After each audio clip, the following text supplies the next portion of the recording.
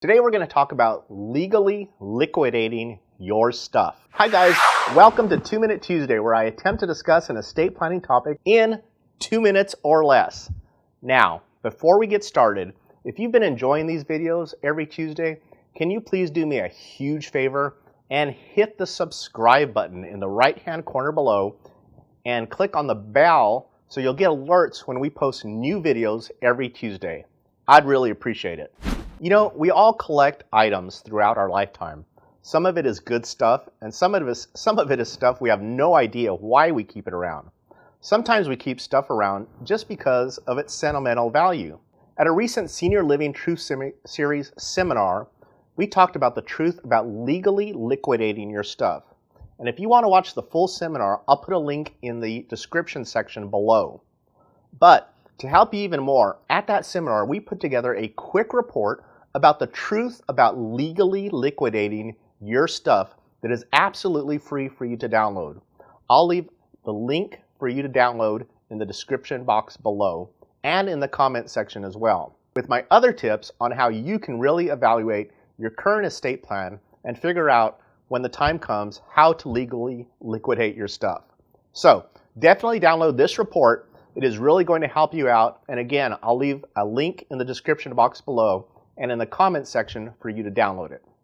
So the problem is, especially with our stuff, is our kids and family don't always share the same sentimental value that you have with your stuff. We see this a lot, especially when a couple or individual's kids all live out of Oklahoma.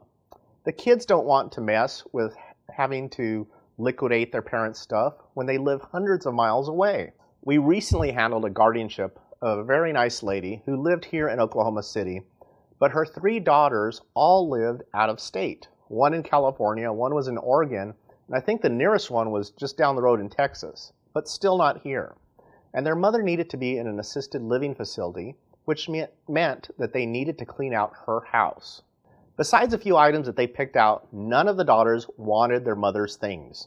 Now, their mother had downloaded a will off of the internet, but it was extremely vague, and it really did not fit her situation at all.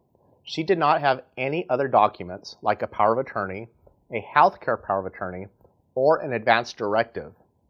She had none of that outlined her wishes while she was still living. If the mother had just worked with an estate planning attorney, then she would most likely have had a plan in place with directions for her daughters on everything from her health care to her stuff. A properly executed revocable trust-centered estate plan would have avoided a lot of the problems for their mother and for the daughters, who all lived out of state. The mother could have appointed a successor trustee to handle all of her stuff and her finances, and a healthcare agent to make medical decisions according to her wishes and not what the daughters think their mother may have wanted. So instead, the daughters had to go through an expensive and a very emotional guardianship proceeding just to take care of their mother and sell her stuff and her property. Well, that's all for today. If you've not been able to make it to one of our live estate planning seminars and you still have questions, then please sign up below for our free estate planning webinars where you can watch from the comfort of your own home. I'm not sure if I made it under 2 minutes today, but if you enjoyed this video, then please like it below and please hit the subscribe button or click on my face in the circle that should be appearing about now, so you'll get our new videos every Tuesday. We appreciate you watching, and we'll see you next time. Thanks again.